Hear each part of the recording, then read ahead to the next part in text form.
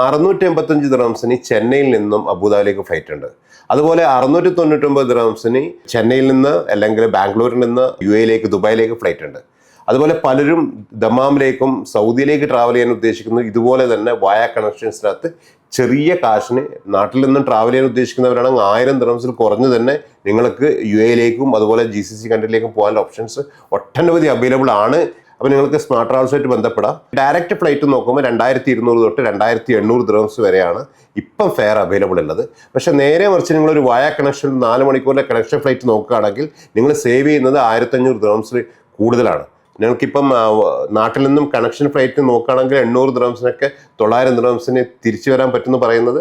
ഒന്ന് വയ connections 200 dirhams 300 ദിർഹംസാണ് ചെന്നൈയിലേക്കുള്ളത്. അതുപോലെ കണ്ണൂരിൽ നിന്നും ബാംഗ്ലൂരേക്ക് 200 ദിർഹംസിന് ടിക്കറ്റ് അവൈലബിൾ ആണ്. അവിടുന്ന് 4 മണിക്കൂറിനകത്ത് തന്നെ ഷോർട്ടായിട്ട് തന്നെ എന്തുണ്ട് കണക്ഷൻ ഫ്ലൈറ്റ് ദുബായിലേക്കുണ്ട്. അപ്പോൾ ഇങ്ങനെയുള്ളൊരു ഓപ്ഷൻസ് നിങ്ങൾ എടുത്തുകൊണ്ട് എമിറേറ്റ്സ് അതുപോലെ തന്നെ നല്ല കാരിയേഴ്സ് GCC കാരിയേഴ്സ് മാത്രം അധികം ഓപ്പറേറ്റ് ചെയ്യുന്നത് കേരള സെക്ടറിലേക്ക്. അപ്പോൾ ആ വയ കണക്ഷൻസ് പിടിച്ചുകൊണ്ട് UAE വരാൻ സാധിക്കുന്നതാണ്. സ്മാർട്ട് ട്രാവൽസിൻ്റെ ഇന്ത്യയിലെ നമ്പറും UAE നമ്പറും കൊടുത്തിട്ടുണ്ട്. നിങ്ങൾക്ക് ഏതെങ്കിലും രീതിയിൽ സംശയങ്ങളുണ്ടെങ്കിൽ നിങ്ങൾക്ക് അവരുമായിട്ട് ബന്ധപ്പെടാവുന്നതാണ്. Thank you.